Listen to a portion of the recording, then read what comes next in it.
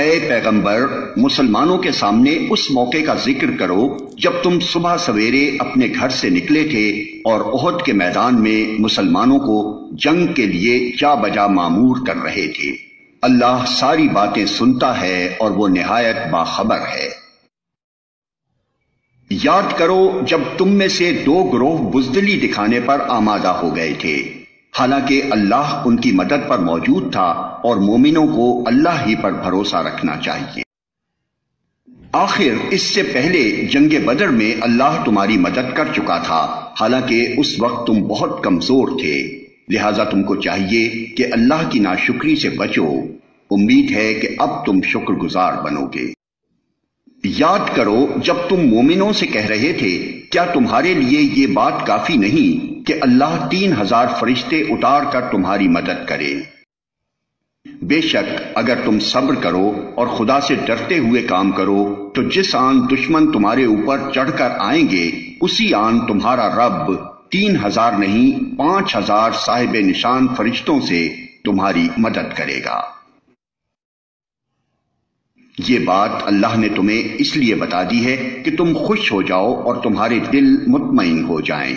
فتح و نصرت جو کچھ بھی ہے اللہ کی طرف سے ہے، جو بڑی قوت والا اور دانا و بینا ہے۔ اور یہ مدد وہ تمہیں اس لیے دے گا تاکہ کفر کی راہ چلنے والوں کا ایک بازو کاٹ دے یا ان کو ایسی ذلیل شکست دے کہ وہ نامرادی کے ساتھ پسپا ہو جائیں۔ اے پیغمبر، فیصلے کے اختیارات میں تمہارا کوئی حصہ نہیں، اللہ کو اختیار ہے، چاہے انہیں معاف کرے چاہے سزا دے، کیونکہ وہ ظالم ہیں۔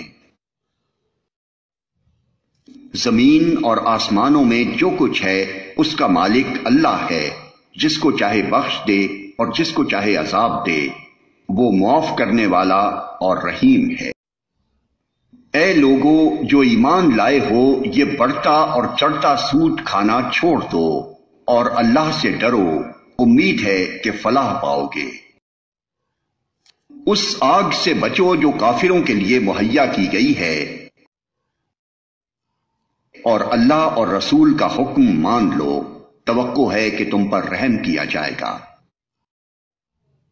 دوڑ کر چلو اس راہ پر جو تمہارے رب کی بخشش اور اس جنت کی طرف جاتی ہے جس کی وسعت زمین اور آسمانوں جیسی ہے، اور وہ ان خدا ترس لوگوں کے لیے مہیا کی گئی ہے جو ہر حال میں اپنے مال خرچ کرتے ہیں، خواہ بدحال ہوں یا خوشحال، جو غصے کو پی جاتے ہیں اور دوسروں کے قصور معاف کر دیتے ہیں۔ ایسے نیک لوگ اللہ کو بہت پسند ہیں۔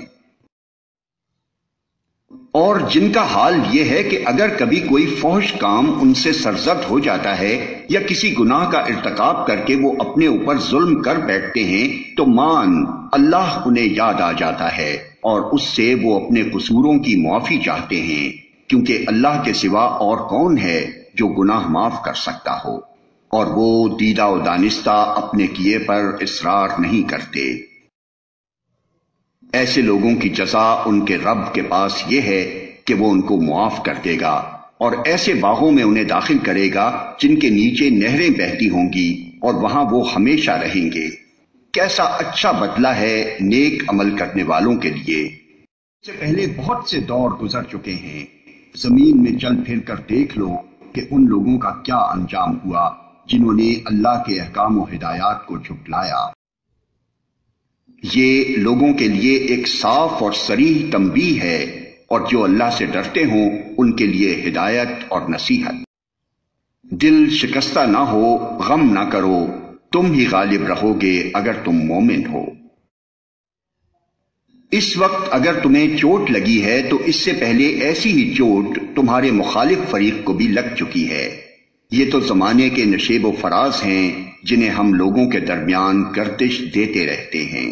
تم پر یہ وقت اس لیے لایا گیا کہ اللہ دیکھنا چاہتا تھا کہ تم میں سچے مومن کون ہیں، اور ان لوگوں کو چھانٹ لینا چاہتا تھا جو واقعی راستی کے گواہ ہوں، کیونکہ ظالم لوگ اللہ کو پسند نہیں ہیں۔